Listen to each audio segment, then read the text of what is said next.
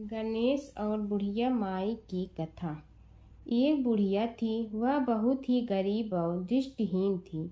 उसके एक बेटा और बहू थे। वह बुढ़िया सदैव गणेश जी की पूजा किया करती थी। एक दिन गणेश जी प्रकट होकर उस बुढ़िया से बोले, बुढ़िया माँ, तू जो चाहे सो मांग ले। बुढ़िया बोली, मुझे तो मांगना नहीं आता, कैसे और क्या मांगूं। तब गणेश जी बोले, अपने बहू बेटे से पूछ कर मांग ले। तब बुढ़िया ने अपने बेटे से कहा, गणेश जी कहते हैं तू कुछ मांग ले, बता मैं क्या मांगूं। पुत्र ने कहा, माँ तू धन मांग ले।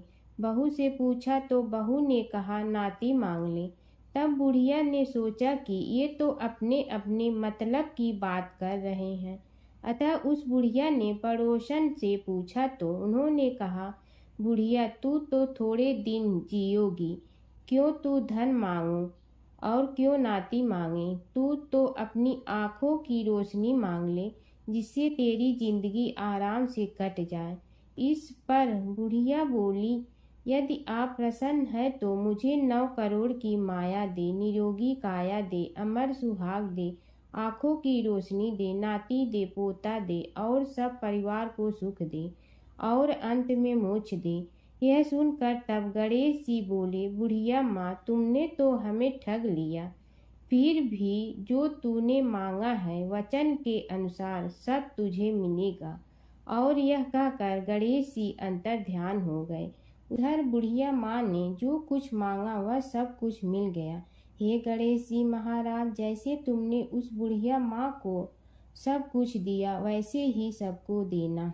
बुढ़िया माई को मुक्ति दी तुलसी माता की कथा।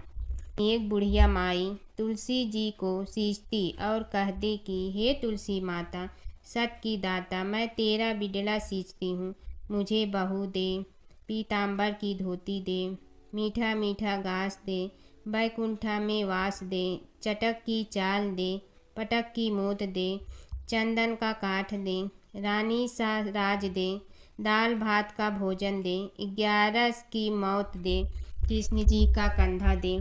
तब तुलसी माता यह सुनकर सूखने लगी। तो भगवान ने पूछा कि हे तुलसी, तुम क्यों सूख रही हो। तुलसी माता ने कहा कि एक बुढ़िया रोज आती है और यही बात कह जाती है, मैं सब बात तो पूरा कर दूंगी, लेकिन कृष्ण का कंधा कहाँ से लाऊंगी। तो भगवान बोले, जब वो मरेगी तो मैं अपने आप कंधा दे आऊँगा, तू बुढ़िया माई से कह देना। जब बुढ़िया माई मर गई, सब लोग आ गए। जब माई को ले जाने लगे तो वह किसी से न उठी। तब भगवान एक 12 बरस के बालक का रूप धारण करके आए। बालक ने कहा, मैं कान में एक बात कहूँगा तो बुढ़िया माई उठ जाएगी। बालक ने कान में कहा, बुढ़िया माई मन की निकाल ले, पीताम्बर की धोती ले, मीठा मीठा घास ले, बैकुंठा का वास ले, चटक की चाल ले, पटक की मोत ले, कृष्ण जी का कंधा ले। यह सुनकर बुढ़िया माई हल्की हो गई। भगवान ने कंधा दिया और बुढ़िया माई को मुक्ति मिल गई। हे तुलसी माता, जैसे बुढ़िया माई को मुक्ति दी वैसे सबको देना। जमुना की कहानी। प्राचीन समय में एक गांव था जिसमें 2 बहनें रहा करती थी। एक बहन का नाम गंगा था तो दूसरी बहन का नाम जमुना था। एक बार दोनों बहनें एक साहूकार के खेत से गुजर रही थी तो जमुना ने 13 दाने जौ के तोड़ लिए, जिसे देख गंगा बोली कि तुझे तो ग्रहण लग गया, तूने चोरी की है। इस पर जमुना बोली कि अब मेरा ग्रहण कैसे धुलेगा। गंगा ने कहा कि तुझे 12 साल तक साहूकार के यहाँ नौकरी करनी पड़ेगी, तभी तेरा पाप धुलेगा और ग्रहण से मुक्ति मिलेगी। जमुना साहूकार के यहाँ नौकरी के लिए जाती है और अपने लिए काम मांगती है। साहूकार उसे काम पर रख लेता है, लेकिन काम करने से पहले जमुना उसे कहती है कि मैं सारे काम करूंगी लेकिन 4 काम नहीं करूंगी। जूठे बर्तन नहीं मांजूंगी, झाड़ू नहीं लगाऊंगी, बिस्तर नहीं बिछाऊंगी और दिया नहीं जलाऊंगी। 12 साल के बाद कुंभ का मेला लगा तो साहूकारनी भी कुंभ नहाने जाने लगी। यमुना ने उसे जाते देख कहा कि कुंभ के मेले में मेरी बहन गंगा मिलेगी तो उसे यह सोने का टक्का दे देना, इससे वह अपने हाथों में सुंदर चूड़ियां पहन लेगी।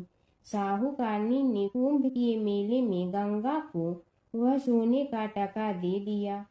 गंगा ने उनसे वह टका लेते हुए कहा कि मेरी बहन को कहना कि उसके 12 वर्ष पूरे हो गए हैं, अब वह वहां वापिस आ जा।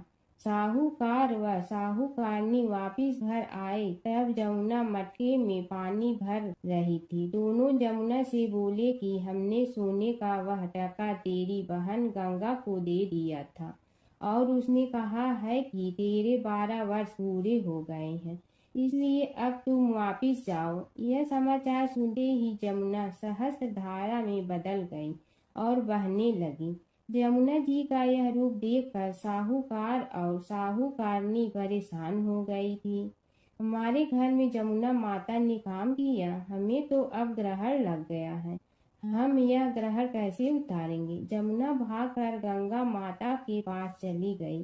गंगा ने जमुना से पूछा कि तुम साहूकारनी से कुछ कहकर आई हो या ऐसे ही बिना बताए आ गई। तब जमुना बोली कि मैं तो कुछ भी बताकर नहीं आई हूँ। गंगा ने कहा कि जा उन्हें धीरज दे आ, नहीं तो उन्हें जीवन भर असंतोष ही रहेगा। गंगा के कहने पर जमुना माता ने साहूकारनी को सपने में दर्शन दिए और कहा कि तुम दोनों उल्टे माथे क्यों पड़े हो, जाओ उठकर खाओ पियो। तब दोनों बोले कि हम कैसे उठे, हमें तो ग्रहण लगा है, क्योंकि हमने उल्टे सीधे और पता नहीं कितने नीच कार्य आपसे कराए हैं। तब यमुना जी बोली कि तुम्हें ग्रहण नहीं लगा है, ग्रहण तो मुझे लगा था कि मैंने तुम्हारे खेत से 13 दाने जौ के चुराए थे। मैं तो अपना ग्रहण उतारने तुम्हारे घर आई थी। मेरा ग्रहण तुम्हारे घर में 12 वर्ष तक रहने से उतर गया है और मेरी मुक्ति हो गई है। यमुना जी ने कहा कि तुम्हें कोई ग्रहण नहीं लगा है, उल्टे मेरे 12 वर्ष तक यहाँ रहने से तुम्हारी भी मुक्ति हो गई है। यह कहकर यमुना जी स्वप्न से चली गई। दोनों उठकर देखते हैं कि उनके घर में पहले से भी अधिक धन हो गया है। हे यमुना माता, जैसे आपने साहूकार व साहूकारनी की मुक्ति कराई, वैसे ही आप अपने सभी भक्तों की करना। नगर बसेरे की कहानी। किसी गांव में एक भाट व एक जाट रहता था। दोनों में घनिष्ठ मित्रता थी। एक बार जाट अपनी बहन के घर जाने को तैयार हुआ तो भाट अपनी ससुराल जाने को तैयार हुआ। दोनों साथ चल पड़े तो रास्ते में रुककर एक कुएं की मुंडेर पर बैठ गए। जाट ने भाट से कहा कि नगर बसेरा कर लेते हैं। इस पर भाट बोला कि तू ही नगर बसेरा कर ले, मैं तो अपनी ससुराल जा रहा हूँ, वहाँ खूब खातिर होगी मेरी, तू कर ले नगर बसेरा।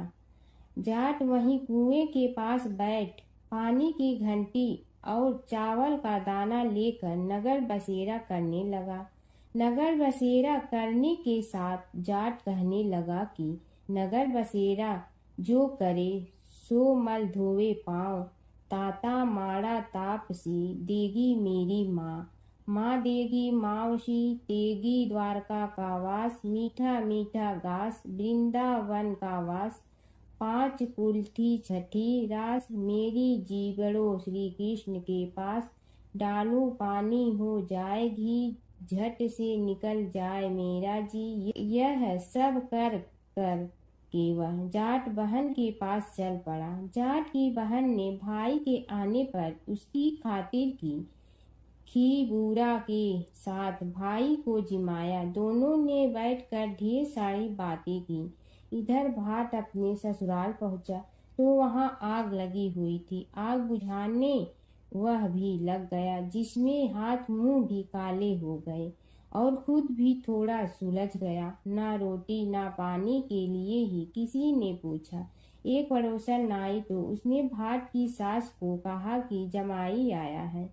जरा उस आओ भगत कर लो। बुढ़िया बोली कि सब कुछ तो जल गया है, अब कहाँ से आओ भगत करूं। तब पड़ोसन ने ही भाट को एक रोटी के साथ छाछ दी। उसने वही खाकर गुजारा किया। शाम को दोनों फिर घर की ओर चल पड़े और रास्ते में मिल गए और एक दूसरे का हाल पूछा। भाट बोला कि मेरी ससुराल में तो आग लगी हुई थी, आग बुझाते मैं खुद काला हो गया हूँ, ना रोटी मिली ना पानी। जाट बोला कि मेरी तो बहुत खातिर हुई। फिर बोला कि मैंने कहा था ना कि नगर बसेरा कर ले, अब कर ले। लेकिन भाट ने फिर मना कर दिया। कहने लगा कि चाहे रोटी दे या न दे, तेरी तो माँ है, दही चूरमा का पेड़ा धरा पाएगा। भाट ने फिर नगर बसेरा नहीं किया, जाट ने कर लिया। नगर बसेरा जो करे सो मल धोए पाँव, ताता मारा तापसी देगी मेरी माँ। माँ देगी मावशी देगी द्वारका का वास, मीठा मीठा घास वृंदावन का वास। 5 कुल्ठी छठी रास, मेरा जी बड़ो श्री कृष्ण के पास। डालू पानी हो जाए घी, झट से निकल जाए मेरा जी। करके वह चल पड़ा। घर पहुँचते ही जाट की मौसी ने बहुत लाड प्यार किया। उधर भाट घर गया तो उसकी भैंस खो गई थी। बाप एक लाठी रखे तो दूसरी उठाए और कहने लगा कि ससुराल गया तो आग लगा दी, अब यहाँ आया तो भैंस खो दी।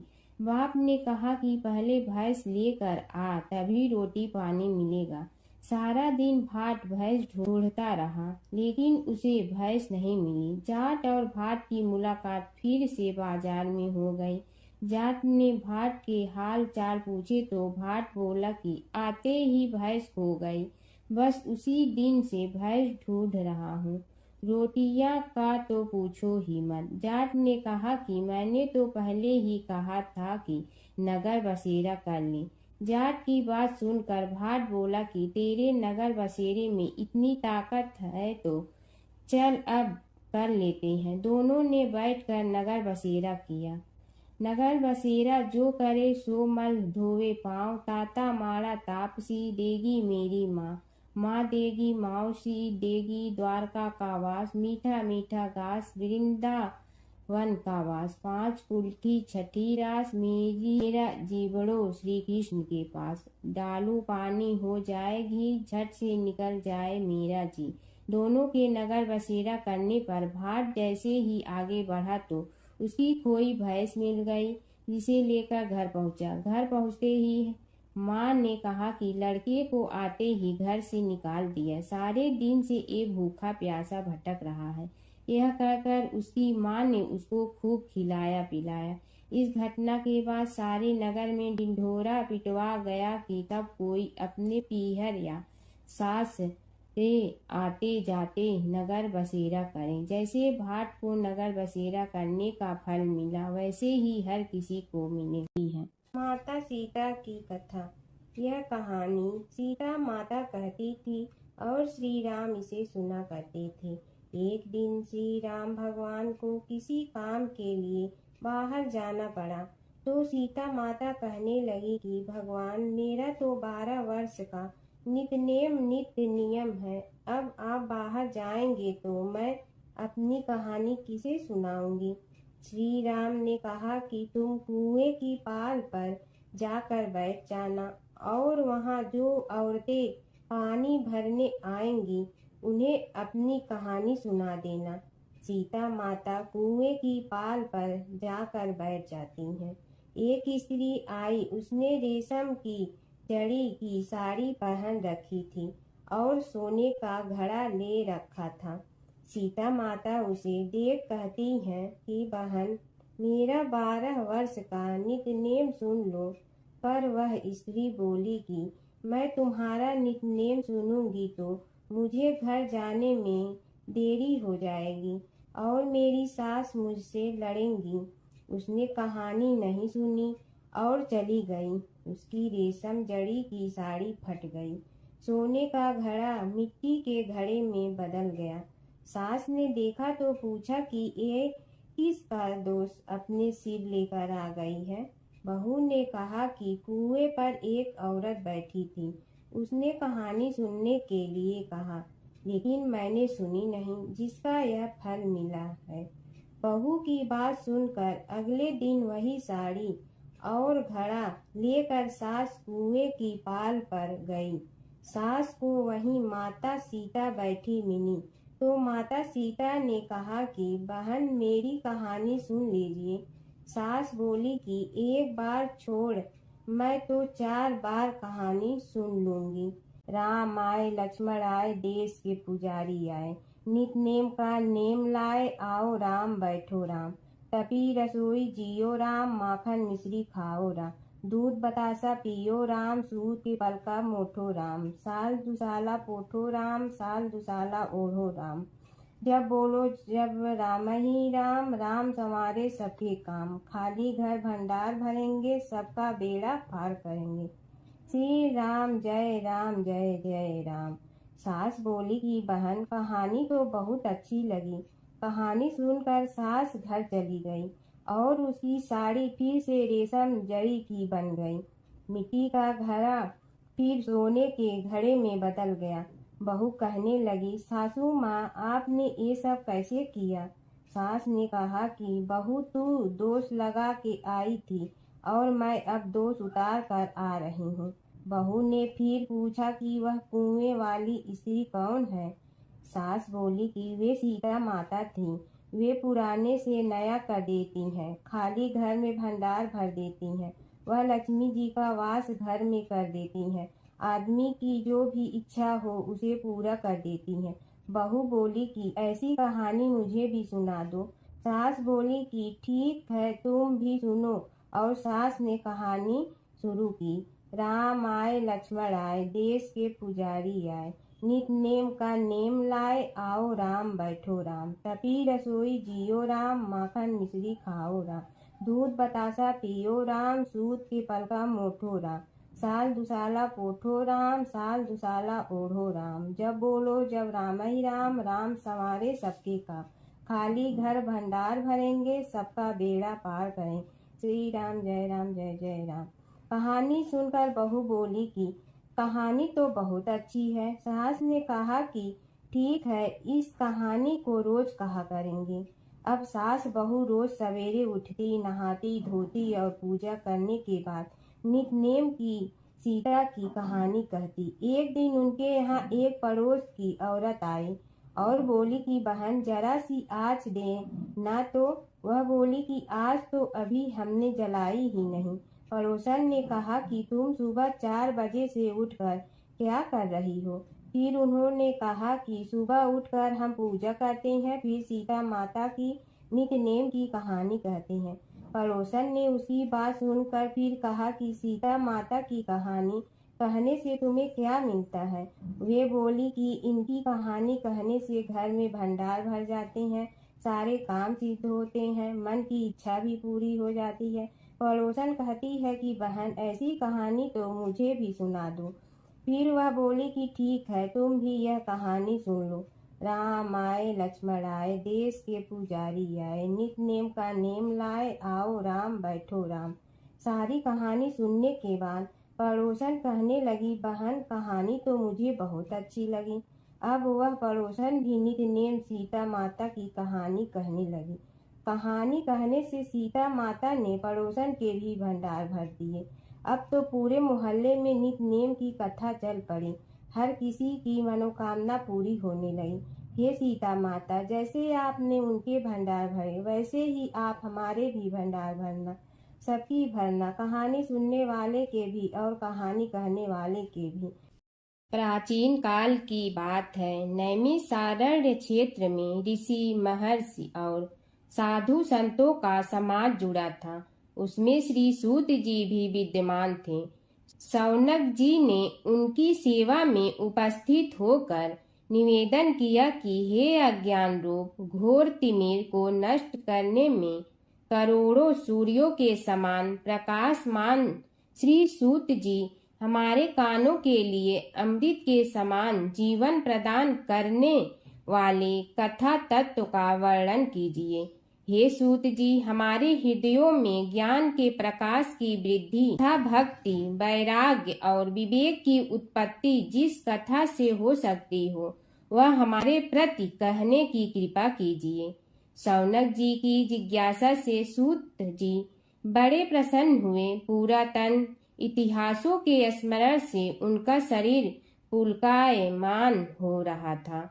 वे कुछ देर उसी स्थिति में विराजमान रहकर कुछ विचार करते रहे और अंत में बोले, शौनक जी, इस विषय में आपके चित्त में बड़ी जिज्ञासा है। आप धन्य हैं जो सदैव ज्ञान की प्राप्ति में तत्पर रहते हुए विभिन्न पुराण कथाओं की जिज्ञासा रखते हैं। आज मैं आपको ज्ञान के परम स्रोत रूप श्री गणेश जी का जन्म कर्म रूप चरित्र सुनाऊंगा। गणेश जी से ही सभी ज्ञानों, सभी विद्याओं का उद्भव हुआ है। अब आप सावधान चित्त से विराजमान हो। श्री गणेश जी के ध्यान और नमस्कार पूर्वक उनका चरित्र श्रवण करें। नमस्तस्मै गणेशाय ब्रह्मा विद्या प्रदायिनी यनागस्त्यसमः साक्षात विघ्न सागर सोषणे। कैसे हैं वे श्री गणेश जो सभी प्रकार की ब्रह्म विद्याओं को प्रदान करने वाले, अर्थात ब्रह्मा के सगुण और निर्गुण स्वरूप पर प्रकाश डालने और जीव ब्रह्मा का अभेद प्रतिपादन करने वाली विद्याओं के दाता हैं। वे विघ्नों के समुद्रों को महर्षि अगस्त्य के समान शोषण करने में समर्थ हैं। इसलिए उनका नाम विघ्न सागर शोषक के नाम से प्रसिद्ध है। मैं उन भगवान श्री गणेश जी को नमस्कार करता हूँ। प्रथम पूजा के अधिकारी श्री गणेश जी, यह कहकर सूत जी कुछ समय के लिए मौन हो गए और फिर बोले, शौनक जी, भगवान गणेश जी ही सर्वप्रथम पूजा प्राप्ति के अधिकारी हैं। किसी भी देवता की पूजा करो, पहले उनकी पूजा करो। शौनक जी ने निवेदन किया, हे भगवान, हे सूत, सर्वप्रथम यह बताने की कृपा कीजिए कि गणेश जी को प्रथम पूजा का अधिकार किस प्रकार प्राप्त हुआ। इस विषय में मेरी बुद्धि मोह को प्राप्त हो रही है कि सृष्टि रचयिता ब्रह्मा जी, पालन करता भगवान नारायण और संहार करता शिव जी में से किसी को प्रथम पूजा का अधिकारी क्यों नहीं माना गया। यह त्रिदेव ही तो सबसे बड़ा देवता माने जाते हैं। सूत जी ने कहा, शौनक जी, यह भी एक रहस्य ही है। देखो, अधिकार मांगने से नहीं मिलता, इसके लिए योग्यता होनी चाहिए। संसार में अनेकों देवी देवताएं पूजे जाते हैं। पहले जो जिसका इष्ट देव होता है वह उसी की पूजा किया करता है। इससे बड़े देवताओं के महत्व में कमी आने की आशंका उत्पन्न हो गई। इस कारण देवताओं में परस्पर विवाद होने लगा। वे उसका निर्णय प्राप्त करने के लिए शिव जी के पास पहुँचे और प्रणाम करके पूछने लगे, प्रभु, हम सब में प्रथम पूजा का अधिकारी कौन है। शिव जी सोचने लगे कि किसे प्रथम पूजा का अधिकारी माने। तभी उन्हें एक युक्ति सूझी। बोले, देवगण, इसका निपटारा बातों से नहीं तथ्यों से होगा। इसके लिए एक प्रतियोगिता रखनी होगी, शिव की परिक्रमा करने की प्रतियोगिता। देवगण उनका मुख देखने लगे, शंकित हृदय से सोचने लगे कि कैसी प्रतियोगिता रहेगी। यह शिव जी ने उनके मन के भाव ताड़ लिए, इसलिए सांत्वना भरे शब्दों में बोले, घबराओ मत, कोई कठिन परीक्षा नहीं ली जाएगी। बस इतना ही कि सभी अपने अपने वाहनों पर चढ़कर संसार की परिक्रमा करो और फिर यहाँ लौट आओ। जो पहले लौटेगा वही सर्वप्रथम पूजा का अधिकारी होगा। अब क्या देर थी, सभी अपने अपने वाहन पर चढ़कर दौड़ पड़े। किसी का वाहन गजराज था तो किसी का सिंह, किसी का भैंसा तो किसी का मृग, किसी का हंस तो किसी का उल्लू, किसी का अश्व तो किसी का श्वान। अभिप्राय यह है कि वाहनों को विविधता के दर्शन उस समय जितने भले प्रकार से हो सकते थे उतने अन्य समय में नहीं। सबसे गया बीता वाहन गणेश जी का था मूषक, उससे चूहा भी कहते हैं। ऐसे वाहन के बल भरोसे इस प्रतियोगिता में सफल होना तो क्या, सम्मिलित होना भी हास्यास्पद है। गणेश जी ने सोचा, छोड़ो, क्या होगा प्रतियोगिता में भाग लेने से, हम तो यहाँ बैठे रह कर ही तमाशा देखेंगे। वे बहुत देर तक विचार करते रहे। अंत में उन्हें एक युक्ति सूझी। शिव जी स्वयं ही जगदाता हैं, यह संसार उन्हीं का प्रतिबिंब है, तब क्यों न इन्हीं की परिक्रमा कर ली जाए। इनकी परिक्रमा करने से ही संसार की परिक्रमा हो जाएगी। ऐसा निश्चय कर उन्होंने मूषक पर चढ़कर शिव जी की परिक्रमा की और उनके समक्ष जा पहुँचे।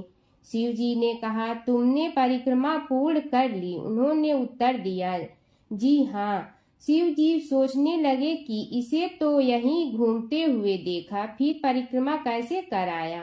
देवताओं का परिक्रमा करके लौटना आरंभ हुआ और उन्होंने गणेश जी को वहां बैठे देखा तो माथा ठनक गया। फिर भी साहस करके बोले, अरे तुम विश्व की परिक्रमा के लिए नहीं गए? गणेश जी ने कहा, अरे मैं कब का यहाँ आ गया। देवता बोले, तुम्हें तो कहीं भी नहीं देखा। गणेश जी ने उत्तर दिया, देखते कहाँ से, समस्त संसार शिव जी में विद्यमान है। इनकी परिक्रमा करने से ही संसार की परिक्रमा पूर्ण हो गई। सूत जी बोले, शौनक, इस प्रकार गणेश जी ने अपनी बुद्धि के बल पर ही विजय प्राप्त कर ली। उनका कथन सत्य था, इसलिए कोई विरोध करता भी तो कैसे। बस उसी दिन से गणेश जी की प्रथम पूजा होने लगी। प्राचीन काल की बात है। एक नगर में धर्मपाल नाम का एक निर्धन किंतु अत्यंत धर्मनिष्ठ व्यक्ति रहता था। वह न तो अधिक पूजा पाठ जानता था और न ही उसके पास धन था, परंतु उसके हृदय में भगवान विष्णु के प्रति अपार श्रद्धा थी। प्रतिदिन प्रातः स्नान कर भगवान विष्णु का स्मरण करता और तुलसी दल अर्पित करता। तब भी वह हरि नाम का जाप करता रहता। एक दिन किसी कारणवश वह पूजा न कर सका। मन में ग्लानि हुई और रात को उसने भगवान विष्णु से क्षमा याचना की। उसी रात उसे स्वप्न में विष्णु ने दर्शन दिए और कहा, हे भक्त, जो भी व्यक्ति श्रद्धा से मेरा स्मरण करता है, मैं उसके सभी पाप हर लेता हूँ। भक्ति में विधि नहीं, भाव प्रधान होता है। कुछ समय बाद धर्मपाल के जीवन की सभी कठिनाइयाँ दूर हो गई।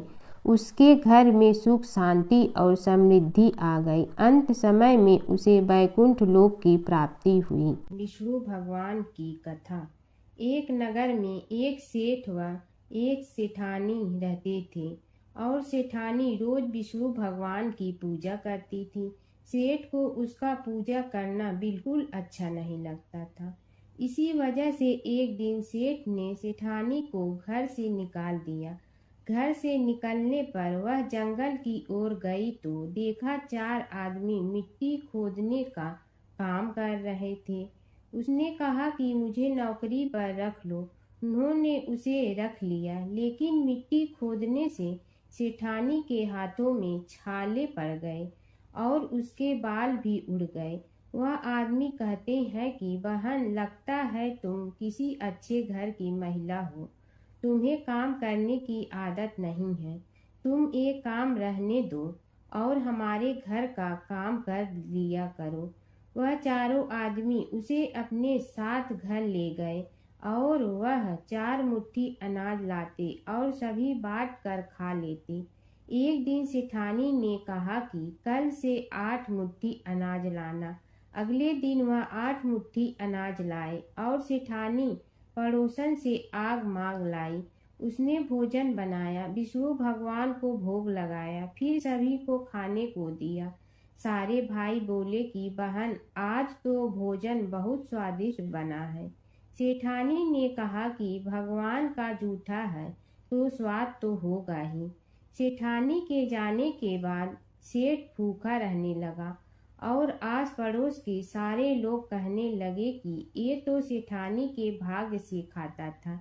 एक दिन सेठ अपनी सेठानी को ढूंढने चल पड़ा। उसने ढूंढते हुए वह भी उस जंगल में पहुंच गया जहां वह चारों आदमी मिट्टी खोद रहे थे। सेठ ने उन्हें देखा तो कहा कि भाई मुझे भी काम पर रख लो। उन आदमियों ने उसे काम पर रख लिया, लेकिन मिट्टी खोदने से उसके भी हाथों में छाले पड़ गए और बाल उड़ने लगे। उसकी यह हालत देख चारों बोले कि तुम्हें काम की आदत नहीं है, तुम हमारे साथ चलो और हमारे घर में रह लो। सेठ उन चारों आदमियों के साथ उनके घर चला गया और जाते ही उसने सेठानी को पहचान लिया, लेकिन सेठानी घूंघट में थी तो सेठ को देख नहीं पाई। सेठानी ने सभी के लिए भोजन तैयार किया और हर रोज की भांति विष्णु भगवान को भोग लगाया। उसने उन चारों भाइयों को भोजन परोस दिया, लेकिन जैसे ही वह सेठ को भोजन देने लगी तो विष्णु भगवान ने उसका हाथ पकड़ लिया। भाई बोले कि बहन ये तुम क्या कर रही हो? वह बोली मैं कुछ नहीं कर रही हूँ, मेरा हाथ तो विष्णु भगवान ने पकड़ लिया है। भाई बोले हमें भी विष्णु भगवान के दर्शन कराओ। उसने भगवान से प्रार्थना की तो विष्णु जी प्रकट हो गए। सभी ने दर्शन किए। सेठ ने सेठानी से क्षमा मांगी और सेठानी को साथ चलने को कहा। भाइयों ने अपनी बहन को बहुत सा धन देकर विदा किया। जब सेठानी के साथ सेठ भी भगवान विष्णु की पूजा करने लगा और उनके परिणाम से उनका घर अन्न धन से भर गया। भगवान विष्णु और नारद की कथा। एक बार नारद मुनि जी ने भगवान विष्णु जी से पूछा, हे भगवान, आपका इस समय सबसे प्रिय भक्त कौन है? अब विष्णु तो भगवान हैं, सो झट से समझ गए अपने भक्त नारद मुनि की बात और मुस्कुरा कर बोले, मेरा सबसे प्रिय भक्त उस गांव का एक किसान है। यह सुनकर नारद मुनि जी थोड़ा निराश हुए और फिर से एक प्रश्न किया, हे भगवान, आपका बड़ा भक्त तो मैं हूँ, तो फिर सबसे प्रिय क्यों नहीं? भगवान विष्णु जी ने नारद मुनि जी से कहा, इसका जवाब तो तुम खुद ही दोगे। जाओ एक दिन उसके घर रहो और फिर सारी बात मुझे बताना। नारद मुनि जी सुबह सवेरे मुंह अंधेरे उस किसान के घर पहुंच गए। देखा अभी अभी किसान जगा है और उसने अब सबसे पहले अपने जानवरों को चारा देता, फिर मुंह धोता, दैनिक कार्यों से निवृत्त होता, जल्दी जल्दी भगवान का नाम लिया, रूखी सूखी रोटी खाकर जल्दी जल्दी अपने खेतों पर चला गया। सारा दिन खेतों में काम किया और शाम को वापस घर आया। जानवरों को अपनी जगह बांधा, उन्हें चारा पानी डाला, हाथ धोया, मुंह धोया, फिर थोड़ी देर भगवान का नाम लिया, फिर परिवार के संग बैठकर खाना खाया और कुछ बातें की और फिर से सो गया। अब सारा दिन यह सब देखकर नारद मुनि जी भगवान विष्णु के पास वापिस आए और बोले, भगवान, मैं आज सारा दिन उस किसान के संग रहा, लेकिन वो तो ढंग से आपका नाम भी नहीं ले सकता। उसने थोड़ी देर सुबह, थोड़ी देर शाम को और भी जल्दी जल्दी आपका ध्यान किया और मैं तो 24 घंटे सिर्फ आपका ही नाम जपता हूँ। क्या आपका सबसे प्रिय भक्त वो गरीब किसान ही है? भगवान विष्णु जी ने नारद की बात सुनकर कहा, अब इसका जवाब भी तुम मुझे खुद ही देना। और भगवान विष्णु जी ने एक कलश अमृत से भरा नारद मुनि को थमाया और बोले, इस कलश को लेकर तुम तीनों लोकों की परिक्रमा कर के आओ, लेकिन ध्यान रहे अगर एक बूंद भी अमृत नीचे गिरा तो तुम्हारी सारी भक्ति और गुण नष्ट हो जाएगी। नारद मुनि तीनों लोकों की परिक्रमा करके जब भगवान विष्णु के पास वापस आए तो खुश होकर बोले, भगवान मैंने एक बूंद भी अमृत नीचे नहीं गिरने दिया। विष्णु भगवान ने पूछा, और इस दौरान तुमने मेरा नाम कितना बार लिया, मेरा स्मरण कितनी बार किया?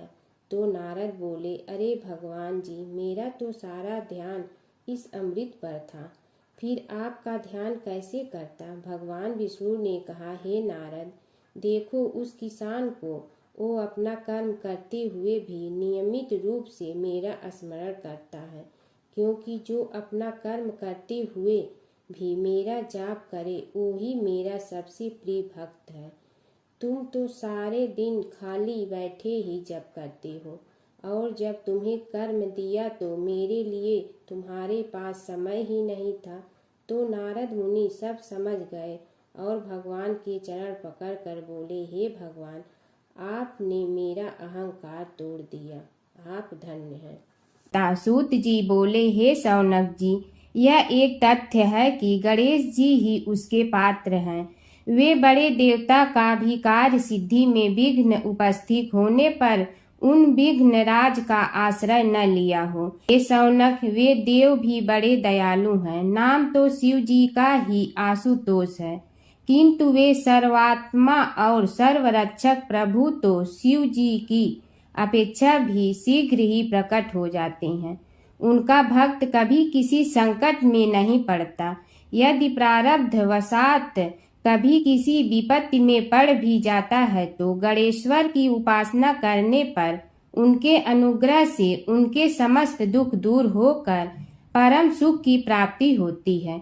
शौनक ने कहा, हे सूत जी, हे महाभाग, हे प्रभु, मैं गणेश जी के विभिन्न चरित्रों का अध्ययन करना चाहता हूँ, तो मुझे बताइए कि किस ग्रंथ का अवलोकन करूं। हे दयामय, आपको तो उनके समस्त चरित्र विदित है कि यदि आप ही उन्हें सुनाने की कृपा करें तो मेरा अत्यधिक उपकार होगा। सूत जी बोले, हे शौनक भगवान, गणेश्वर के इतने चरित्र हैं कि उन सब का कथन इस जीवा से संभव नहीं, क्योंकि प्रभु अनंत, प्रभु चरित्र अनंता वाली बात समस्त विद्वान ऋषि मुनि कहते हैं। फिर भी गणेश जी प्रथम पूजा के अधिकारी होने के कारण समस्त देव चरित्रों में जुड़े हुए हैं, इसलिए उनका प्रभाव भी सर्वाधिक व्यापक है। हे मुने, हे शौनक, वे भगवान सर्व समर्थ हैं।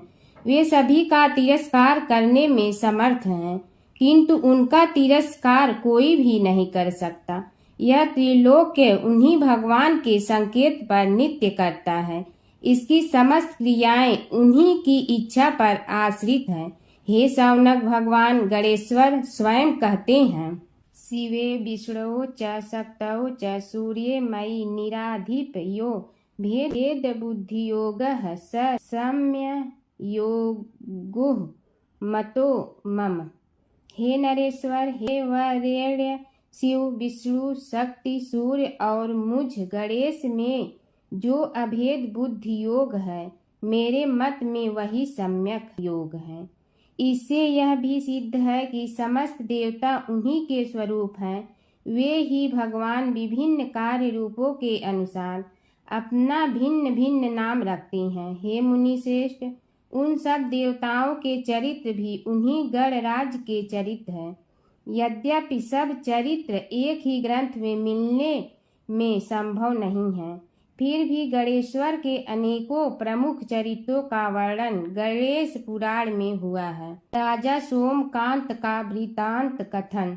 शौनक जी ने पूछा, हे प्रभु, गणेश पुराण का आरंभ किस प्रकार हुआ, यह मुझे बताने की कृपा करें। इस पर सूत जी ने कहने लगे, हे शौनक, यद्यपि गणेश पुराण है तो बहुत प्राचीन, क्योंकि भगवान गणेश्वर तो आदि हैं। न जाने कब से गणेश जी अपने उपासकों पर कृपा करते चले आ रहे हैं। उनके अनंत चरित्र हैं, जिनका संग्रह एक महापुराण का रूप ले सकता है।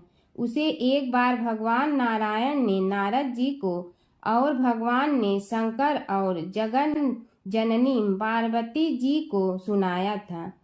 बाद में वही पुराण संक्षेप रूप में ब्रह्मा जी ने महर्षि वेद व्यास को सुनाया और फिर व्यास जी ने महर्षि भृगु को सुनाया। भृगु ने कृपा करके सौराष्ट्र के एक राजा सोमकांत को सुनाया था। तब से वह पुराण अनेक कथाओं में विस्तृत होता रहा और अनेक कथाओं से रहित होता हुआ अनेक रूप में प्रचलित है। शौनक जी ने पूछा, भगवान आप यह बताने का कष्ट करें कि राजा सोमकांत कौन था। उसने महर्षि से गणेश पुराण का श्रवण कहाँ किया था, उस पुराण के श्रवण से उसे क्या क्या उपलब्धियां हुई। हे नाथ, मुझे श्री गणेश्वर की कथा के प्रति उत्कंठा बढ़ती ही जा रही है। सूत जी बोले, हे शौनक, सौराष्ट्र के देवनगर नाम की एक प्रसिद्ध राजधानी थी। वहाँ का राजा सोमकांत था। वह अपनी प्रजा का पुत्र के समान पालन करता था। वह वेद ज्ञान संपन्न, शस्त्र विद्या में पारंगत एवं प्रबल प्रतापी राजा, समस्त राजाओं में मान्य तथा अत्यंत वैभवशाली था। उसका ऐश्वर्य कुबेर के भी ऐश्वर्य को लज्जित करता था।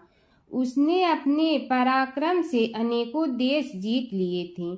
उसकी पत्नी अत्यंत रूपवती, गुणवती, धर्माज्ञा एवं पतिव्रत धर्म का पालन करने वाली थी। वह सदैव अपने प्राणनाथ की सेवा में लगी रहती थी। उसका नाम सुधर्मा था। जैसे वह पतिव्रता थी, वैसे ही राजा भी एक पत्नी व्रता का पालन करने लगा। उसके हेमकांत नामक एक सुंदर पुत्र था। वह भी सभी विद्याओं का ज्ञाता और अस्त्र शस्त्रादि के अभ्यास में निपुण हो गया था। यह सभी श्रेष्ठ लक्षणों से संपन्न, सद्गुणी एवं प्रजा जनों के हितों का अत्यंत पोषक था। इस प्रकार राजा सोमकांत स्त्री पुत्र, पशुवाहन, राज्य एवं प्रतिष्ठा आदि से सब प्रकार सुखी था। उससे दुख तो था ही नहीं। सभी राजागण उसका हार्दिक सम्मान करते थे तथा उसकी श्रेष्ठ कीर्ति भी संसार व्यापी थी। परंतु युवा अवस्था के अंत में सोमकांत को घृणित कोष्ठ रोग हो गया। उसके अनेक उपचार किए गए किंतु कोई लाभ नहीं हुआ। रोग शीघ्रता से बढ़ने लगा और उसके कीड़े पड़ गए। जब रोग की अधिक वृद्धि होने लगी और उसका कोई उपाय न हो सका तो राजा ने मंत्रियों को बुलाकर कहा, सुव्रतो, जाने किस कारण यह रोग मुझे पीड़ित कर रहा है। अवश्य ही यह किसी पूर्व जन्म के पाप का फल होगा। इसलिए मैं अब अपना समस्त राजपाट छोड़कर वन में रहूंगा। मेरे पुत्र हेमकांत को मेरे समान मानकर राज्य शासन का धर्म पूर्वक संचालन कराते रहें। यह कहकर राजा ने शुभ दिन दिखवाकर अपने पुत्र हेमकांत को राज्य पद पर अभिषेक किया और अपनी पत्नी सुधर्मा के साथ निर्जन वन की ओर चल दिया। प्रजापालक राजा के वियोग में समस्त प्रजा जन अश्रु बहाते हुए उनके साथ चले गए। राज्य की सीमा पर पहुंचकर राजा ने अपने पुत्र अमात्यगण और प्रजा जनों को समझाया, आप सब लोग धर्म के जानने वाले, श्रेष्ठ आचरण में तत्पर एवं सहृदय हैं। यह संसार तो वैसे भी परिवर्तनशील है। जो आज है वह कल नहीं था और आने वाले कल में भी नहीं रहेगा। इसलिए मेरे जाने से दुख का कोई कारण नहीं है। मेरे स्थान पर मेरा पुत्र सभी कार्यों को करेगा। इसलिए आप सब उसके अनुशासन में रहते हुए उसे सदैव सम्मान करते रहें। फिर पुत्र से कहा, बेटा, यह स्थिति सभी के समझ आती रही है। हमारे पूर्व पुरुष भी परंपरागत रूप से वृद्धावस्था आने पर वन में जाते रहे हैं। मैं कुछ समय पहले ही वन में जा रहा हूँ, तो कुछ पहले या पीछे जाने में कोई अंतर नहीं पड़ता। यदि कुछ वर्ष बाद जाऊं तब भी मोह का त्याग करना ही होगा। इसलिए हे वत्स, तुम दुखित मत हो और मेरी आज्ञा मानकर राज्य शासन को ठीक प्रकार चलाओ। ध्यान रखना, क्षत्रिय धर्म का कभी त्याग न करना और प्रजा को सदा सुखी रखना। इस प्रकार राजा सोमकांत ने सभी को समझा बुझाकर वहां से वापस लौट आया और स्वयं अपनी पतिव्रता भार्या के साथ वन में प्रवेश किया। पुत्र हेमकांत के आग्रह से उसने सुबल और ज्ञान गम्य नामक 2 आत्माओं को भी साथ ले लिया। उन सब ने एक समतल एवं सुंदर स्थान देखकर वहां विश्राम किया। तभी उन्हें एक मुनि कुमार दिखाई दिया।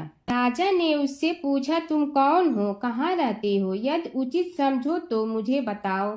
मुनि बालक ने कोमल वाणी में कहा, मैं महर्षि भृगु का पुत्र हूँ। मेरा नाम च्यवन है।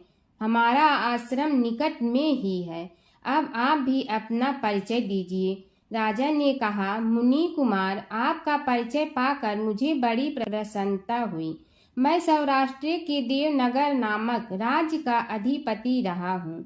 अब अपने पुत्र को राज्य देकर मैंने अरण्य की शरण ली है। मुझे कुष्ठ रोग अत्यंत पीड़ित किए हुए हैं। उसकी निवृत्ति का कोई उपाय करने वाला हो तो कृपा कर मुझे बताइए।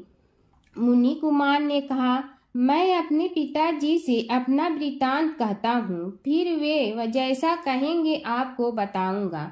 यह कहकर मुनि बालक चला गया और कुछ देर में ही आकर बोला, राजन, मैंने आपका वृतांत अपने पिताजी को बताया। उनकी आज्ञा हुई है कि आप सब मेरे साथ आश्रम में चलकर उनसे भेंट करें, तभी आपके रोग के विषय में भी विचार किया जाएगा।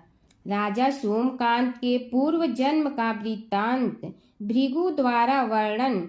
राजा अपनी पत्नी और अमात्यों के सहित च्यवन के साथ साथ भृगु आश्रम में जा पहुंचा और उन्हें प्रणाम कर बोला, हे भगवान, हे महर्षि, मैं आपकी शरण हूँ।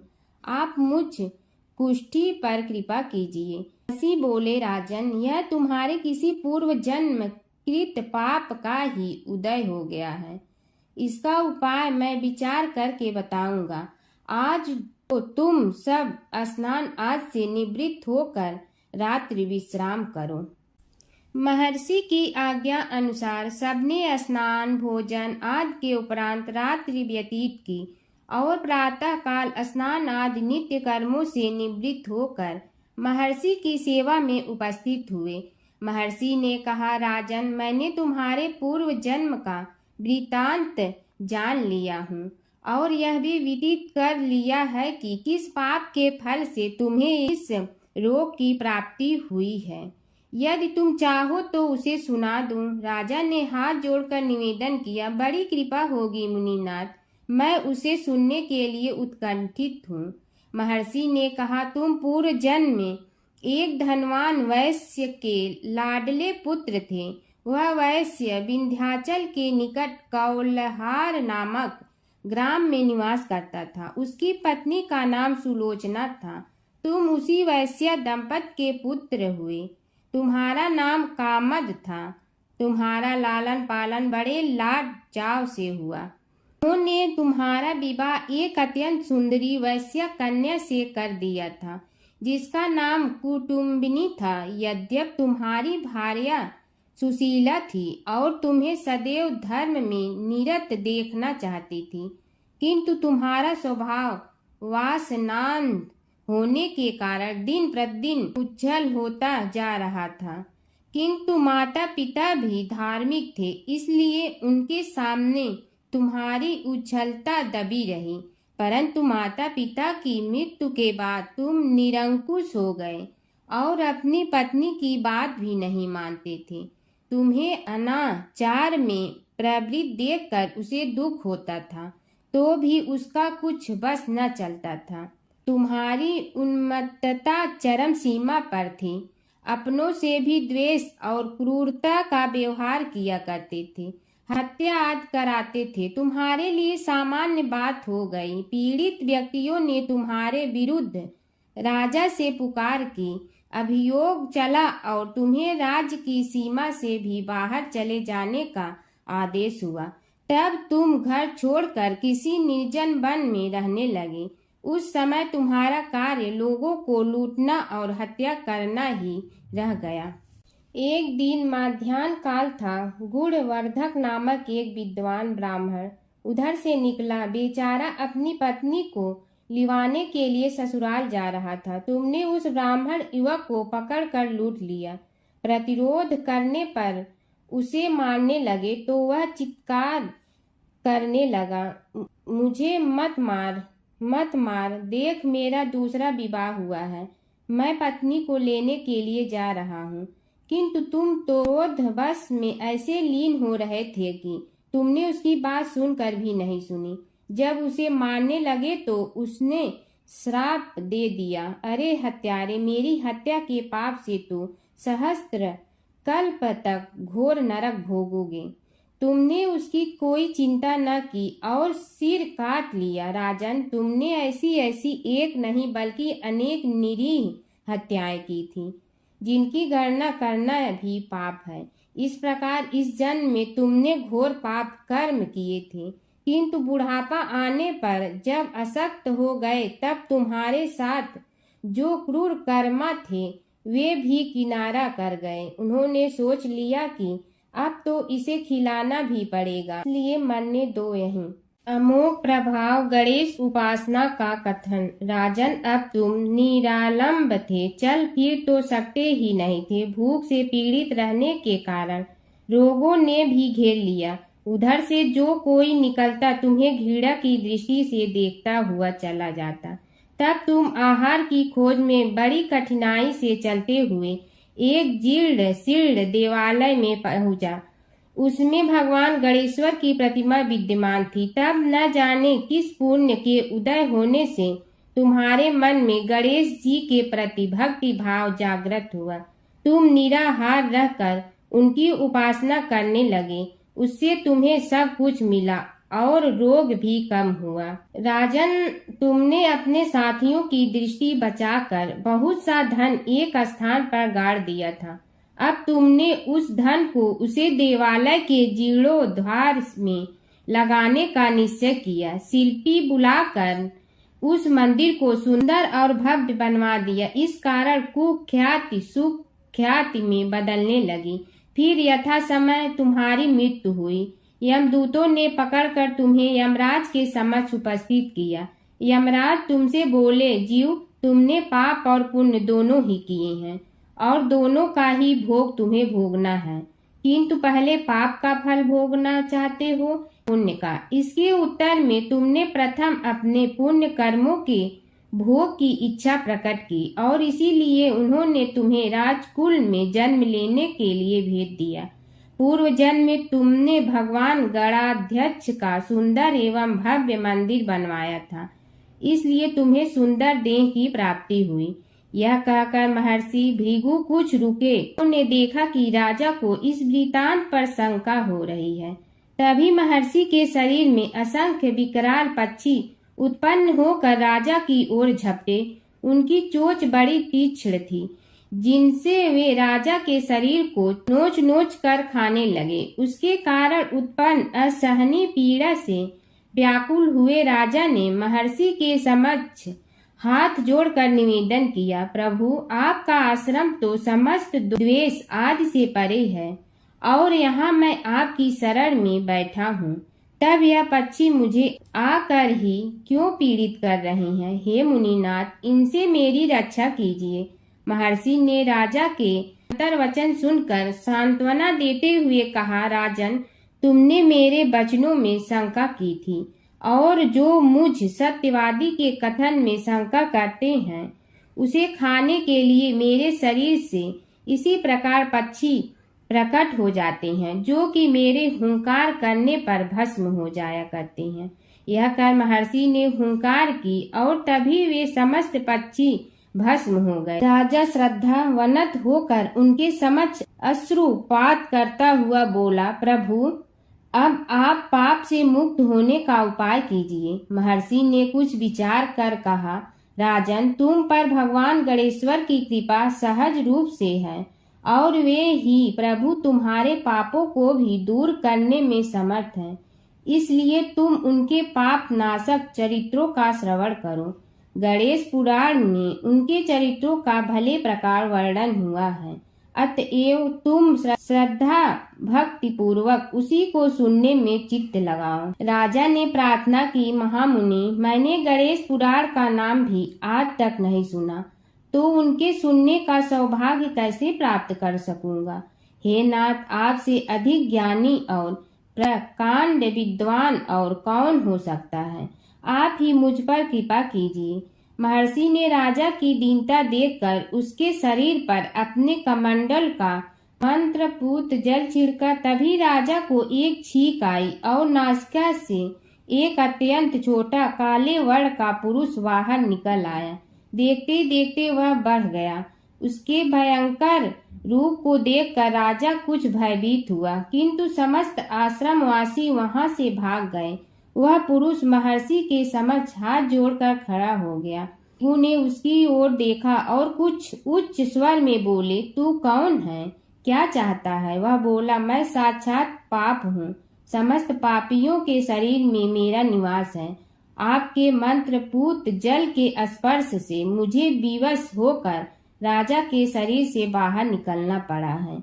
अब मुझे बड़ी भूख लगी है, बताइए क्या खाऊं और कहाँ रहूं। महर्षि बोले, तू उस आम के अवकाश स्थान में निवास कर और उसी वृक्ष के पत्ते खाकर जीवन निर्वाह कर। यह सुनते ही वह पुरुष आम के वृक्ष के पास पहुंचा, किंतु उसके स्पर्श मात्र से वह वृक्ष जलकर भस्म हो गया।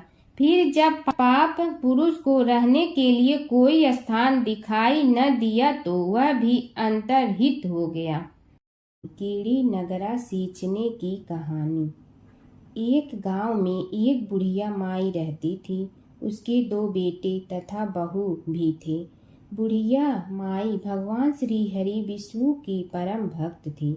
अपना जीवन दान धर्म पुण्य कार्य कर्मों में लगाती थी, परंतु बुढ़िया माई कभी भी मंदिर और सत्संग में व तीर्थ स्थानों पर नहीं जाती थी। एक बार गांव में भागवत कथा हो रही थी। बेटे ने कहा, माँ, आप सारा दिन घर में रहती हैं, आप मंदिर में भागवत कथा सुनने क्यों नहीं जाती। बुढ़िया माई ने बेटे का मन रखने के लिए कह दिया कि आज जाऊंगी, परंतु नहीं गई। ऐसा करते करते 6 दिन निकल गए।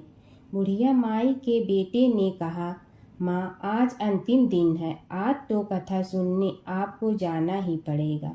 सारा दिन घर का काम करके बुढ़िया माई ने जाते जाते इतनी देर कर दी कि अंतिम दिन की भागवत कथा भी समाप्त हो गई। भगवान श्री हरि विष्णु सन्यासी का रूप धारण करके बुढ़िया माई के पास आए और बोले, बुढ़िया माई, तुम कहाँ जा रही हो। बुढ़िया माई ने कहा, मैं भागवत कथा सुनने जा रही हूँ। तब सन्यासी रूपधारी भगवान श्री हरि विष्णु ने कहा, अब इतनी देर से क्यों जा रही हो, वहाँ तो अब कथा समाप्त हो गई है, अब वहाँ जाकर क्या करोगी। बुढ़िया माई ने कहा, अब घर से निकली हूँ तो जाकर ही रहूंगी। सब सन्यासी रूपधारी भगवान श्री हरि विष्णु ने कहा कि अब कथा समाप्त हो गई, भक्त लोग भी अपने अपने घर चले गए, अब तुम वहाँ से क्या लाओगी। तो बुढ़िया माई बोली, कुछ नहीं तो मैं वहाँ से एक ईंट ही उठा लाऊंगी। तो सन्यासी रूपधारी भगवान श्री हरि विष्णु बोले, तुम वहाँ से मिट्टी की ईंट लाओगी, उसके बदले में मैं तुम्हें एक सोने की ईंट दे देता हूँ। बुढ़िया माई ने ईंट ले ली और घर की तरफ चल पड़ी और विचार करने लगी कि यदि यह ईंट मैं घर लेकर जाऊंगी तो बेटे बहू झगड़ने लगेंगे। इसीलिए घर के आंगन में बाहर ही बुढ़िया माई ने वह ईंट जमीन में गाड़ दी। परंतु अब बुढ़िया माई का ध्यान उस ईंट पर ही रहने लगा।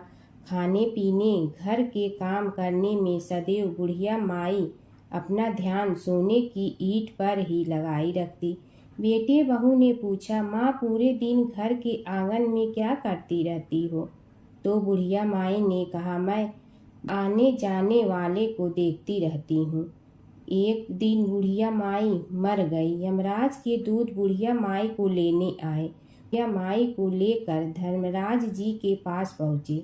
और धर्मराज जी को सारी बात बतलाई। धर्मराज जी ने बुढ़िया माई को कुतिया की योनि दे दी और कुतिया उसी पेड़ के नीचे बैठी रहती। बुढ़िया माई की बहू ने कहा, इस कुतिया को यहाँ से भगाओ, नहीं तो यह बच्चों को काट जाएगी। तो उसके बेटे ने उसकी पीठ पर एक लकड़ी मारी और बुढ़िया माई मर गई और को सर्प की योनि मिली। आंगन में सर्प को देखकर बेटे बहू ने किसी को काट नहीं जाए इसी डर से मार दिया। फिर बुढ़िया माई मरकर धर्मराज जी के पास पहुंची। बुढ़िया माई कीड़ी का रूप धारण करके उस आंगन में कीड़ी नगरा बना लिया। आंगन में कीड़ी नगरा हो गया। घर वाले बहुत परेशान हुए। घर वाले भोजन भी नहीं बना रहे थे और मन ही मन होने का स्मरण करने लगे। तब भगवान श्री हरि विष्णु सन्यासी का रूप धारण करके आए और बोले कि कुछ खाने को दे दो। तो घरवाले ने कहा, महाराज, हमारे खाने को भी कुछ नहीं बनाया क्योंकि हमारे घर में कीड़ी नगरा हो गया है। आप ही इसका कुछ उपाय बतलाइए। तब महाराज जी ने आंगन में खोदा और सोने की 28 निकाली और दोनों बेटों को दे दी और कहा, तुम्हारी माँ के नाम से दान पुण्य करना, धर्मशाला बनवाना, स्कूल बनवाना, प्याऊ लगवाना, गौशाला में गाय के चारे खाने की व्यवस्था करना। परंतु दोनों बेटे आपस में झगड़ने लगे कि तू दान कर, तू दान कर। किसी ने बुढ़िया माई के नाम से कोई दान नहीं किया और कीड़ी नगरा वहाँ उसी स्वरूप में स्थापित रहा। कुछ दिन बाद सन्यासी वापस आया और बुढ़िया माई के बेटों ने भगवान स्वरूपधारी सन्यासी महाराज से कहा कि हमारी घर की हालत वैसी की वैसी है, कीड़ी नगरा तो वैसे का वैसा ही है। तब साधु रूपधारी सन्यासी महाराज ने कहा, वह सोने के ईंट के टुकड़े लाओ और उन्हें बेचकर उनसे जो भी धन मिले उसे तुम्हारी माँ के नाम से दान पुण्य करो। इस कीड़ी नगरा पर शक्कर और आटा डालो। तुम ऐसा करोगे तो तुम्हारी माँ को मोक्ष प्राप्ति होगी। और उनके घर से कीड़ी नगरा चला गया। जो व्यक्ति प्रतिदिन सुबह प्रातः आटा और शक्कर कीड़ी नगरे पर डालता है वह सदैव धनवान, पुत्रवान, संपन्न, सुख शांति से जीवन यापन करता है। उसके घर में कभी कोई कष्ट नहीं आता है। उसका जीवन सदा सर्वदा आनंद से व्यतीत होता है। उसके परिवारजन उसे अत्यधिक स्नेह प्रदान करते हैं। कीड़ी नगरा प्रतिदिन सींचने से जुड़ी नगरी की कहानी सुनने से, दान पुण्य व धर्म कार्यों में रुचि लगाने से जीवन उत्तम हो जाता है।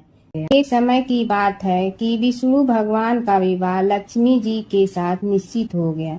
विवाह की तैयारी होने लगी। सभी देवताओं को निमंत्रण भेजे गए परंतु गणेश जी को निमंत्रण नहीं दिया। कारण जो भी रहा हो, अब भगवान विष्णु की बारात जाने का समय आ गया। सभी देवता अपनी पत्नियों के साथ विवाह समारोह में आए। उन सब ने देखा कि गणेश जी कहीं दिखाई नहीं दे रहे हैं।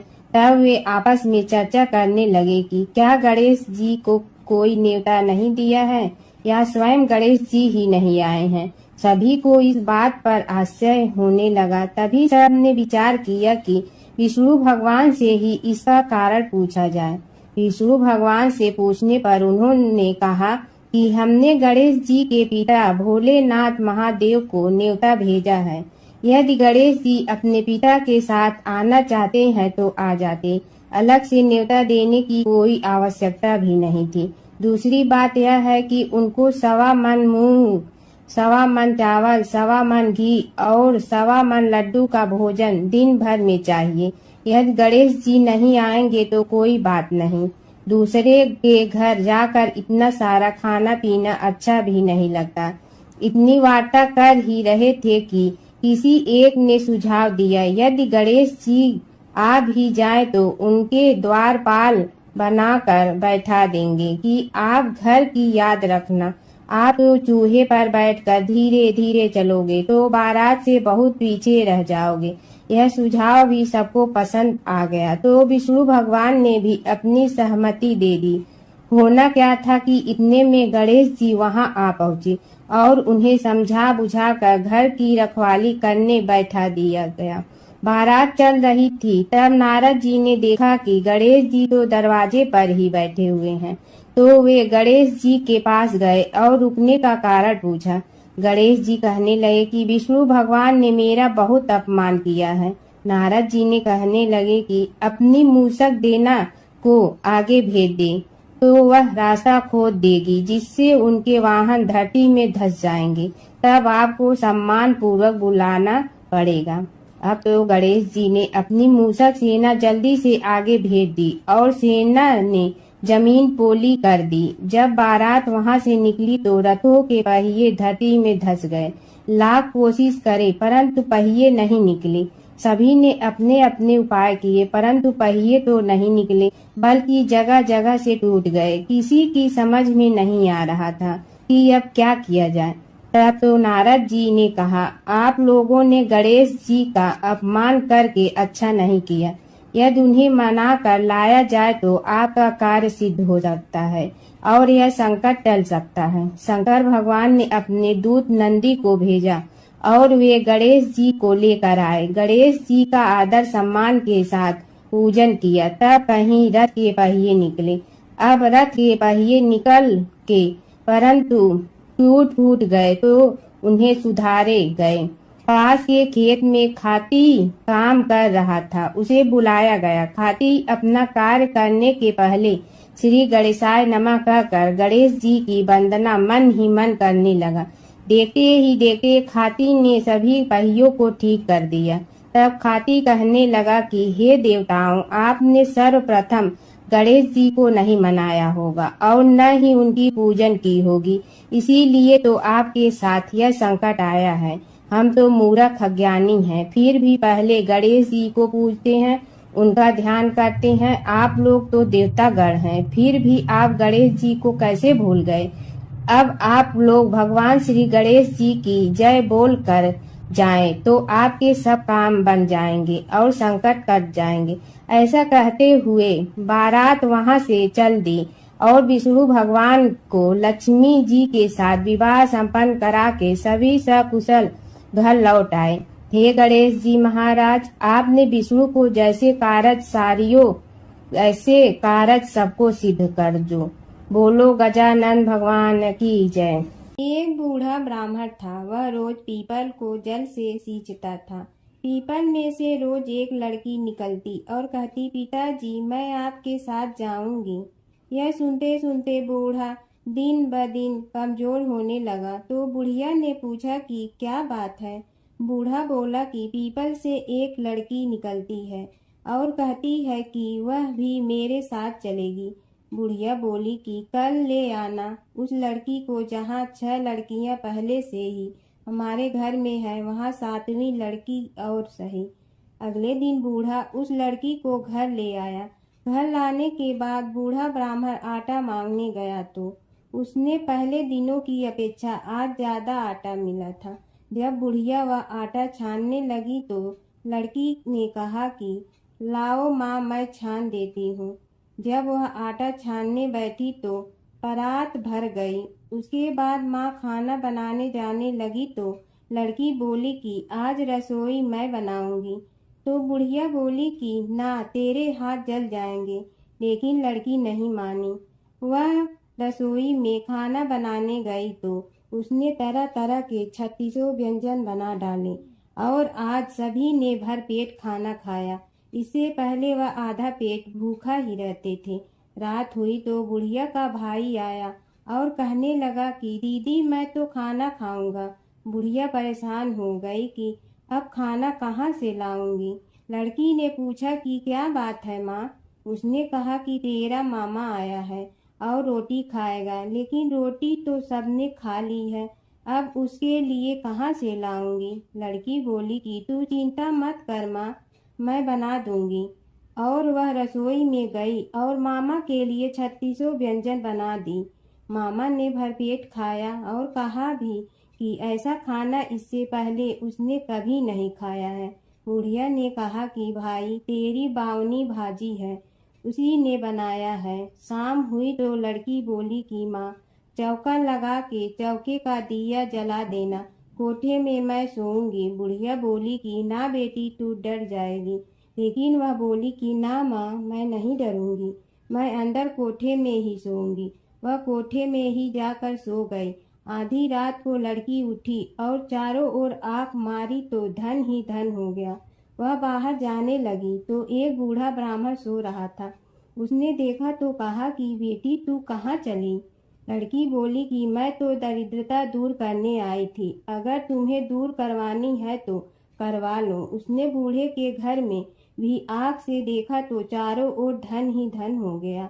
सुबह सवेरे सब उठे तो लड़की को ना पाकर उसे ढूंढने लगे कि पावनी बेटी कहाँ चली गई।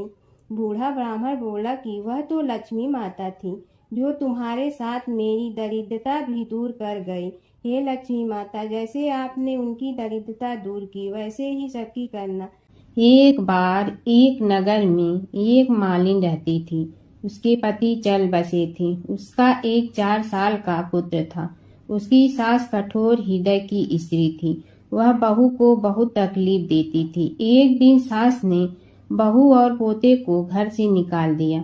वे दोनों रोते हुए चलते चलते एक जंगल में जा पहुंचे। वहां एक बड़े पेड़ के नीचे बैठ गए। वहां से थोड़ी दूर पर एक गणेश जी का मंदिर था। वहां बहुत लोग गणेश जी के दर्शन करने आते थे। दर्शन करके गणेश जी को प्रसाद चढ़ाते थे। फिर वह प्रसाद सबको बांट देते थे। इस प्रसाद से माँ बेटे का गुजारा होने लगा। दोनों गणेश जी की पूजा पाठ में लग गए। एक दिन उन्होंने सोचा क्यों न हम भी जंगल से फूल ला कर बेचें। वे रोज जंगल से फूल लाकर उसकी माला बनाकर बेचने लगे। साथ में पूजा की सामग्री और प्रसाद भी बेचने लगे। इससे उनको आमदनी होने लगी। गणेश जी की कृपा से आमदनी बढ़ने लगी। जल्दी ही उन्होंने एक मकान और एक दुकान बना लिया। एक राजा की लड़की मंदिर में रोज पूजा करने आती थी। मालिन के बेटे को देखकर राजकुमारी उस पर मोहित हो गई और उसे विवाह करने की सोचने लगी। उसने अपनी भाभी से अपने मन की बात कही। भाभी अनुभवी थी। उसने कहा, ये तो मालिन का बेटा है और तुम एक राजा की बेटी हो। यदि तुमने उससे विवाह किया तो तुम्हारी बहुत बेइज्जती होगी। पर राजकुमारी अपनी बात पर अड़ी रही। उसने कहा, मैंने तो प्रतिज्ञा कर ली है कि उसी से विवाह करूंगी। भाभी ने घर जाकर सारी बात राजा को बता दी। राजा ने मना नहीं किया और विवाह के लिए तैयार हो गए। उन्होंने बड़े धूमधाम से बेटी का विवाह मालिन के बेटे के साथ कर दिया। मालिन ने सबसे पहले बेटे बहू को गणेश जी के मंदिर में ले जाकर पूजा पाठ करवाया और गणेश जी का आशीर्वाद दिलवाया। इसके बाद पूरे नगर में यह बात फैल गई कि गणेश जी की पूजा करने से सब दुख कष्ट दूर हो जाते हैं। इस बात पर सुनते ही नगर के सभी लोग मंदिर आने लगे। मालिन और उसके बेटे की बिक्री और बढ़ गई। उधर उसकी सास के बुरे दिन आ गए। अन्नदाता उससे रूठ गए और वह भूखों मरने लगी। एक दिन वह रोती धोती उसी गणेश जी के मंदिर में आ पहुंची। वहां वह मालिन के बेटे से बोली, मैं भूखी हूँ, मुझे रोटी कपड़ा दे दो, इसके बदले में तुम्हारा सारा काम कर दूंगी। लड़के को दया आ गई और उसे काम पर रख लिया। उसने अपनी दादी को नहीं पहचाना। जब मालिन घर आई तो उसने सास को पहचान लिया। वह सास से बोली, सासू जी आप यहाँ कैसे? सास ने पोते की तरफ इशारा करके कहा, मेरी इस सेठ के यहाँ नौकरी लग गई है। बहू बोली, यह आपका पोता है और यह घर भी आपका ही है, यह दुकान भी आपकी ही है। जब आपने हमें घर से निकाला तब गणेश जी ने हमारी रक्षा की। बहू की बात सुनकर सास बोली, मेरी करनी मैं भोगूंगी। बहू बोली, सासू जी अब आप हमारे यहाँ रहो और पोते का सुख देखो। हे गणेश जी महाराज, जैसा सुख आपने मालिन को दिया वैसा ही सुख सबको देना। हर व्रत कथा के साथ पढ़ी और सुनी जाने वाली लपसी तपसी की यह कहानी। एक लपसी था, एक तपसी था। तपसी हमेशा भगवान की तपस्या में लीन रहता था। लपसी रोजाना सवा सेर की लपसी बनाकर भगवान का भोग लगाकर जीम लेता था। एक दिन दोनों लड़ने लगे। तपसी बोला, मैं रोज़ भगवान की तपस्या करता हूँ, इसलिए मैं बड़ा हूँ। लप्सी बोला, मैं रोज़ भगवान को 1.25 सेर लपसी का भोग लगाता हूँ, इसलिए मैं बड़ा हूँ।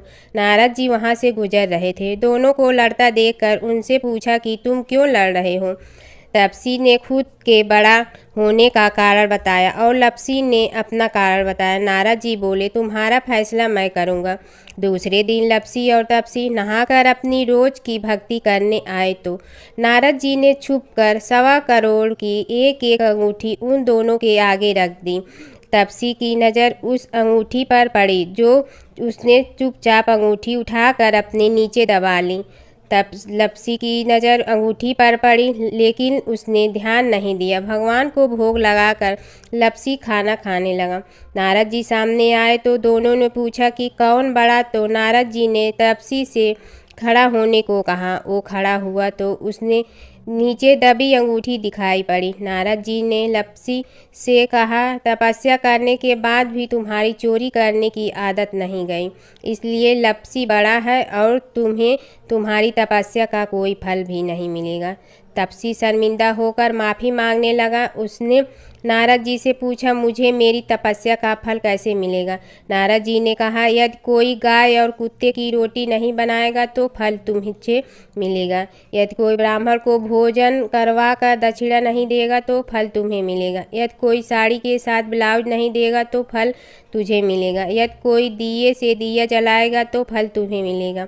यदि कोई सारी कहानी सुने लेकिन तुम्हारी कहानी नहीं सुने तो फल तुझे मिलेगा। उसी दिन से हर व्रत कथा कहानी के साथ लप्सी तपसी की कहानी भी सुनी और कही जाती है। ओम जय जगदीश हरे स्वामी जय जगदीश हरे, भक्त जनों के संकट क्षण में दूर करे। ओम जय जगदीश हरे, जो ध्यावे फल पावे, दुख बिन दे मन का, सुख संपत्ति घर आवे, कष्ट मिटे तन का।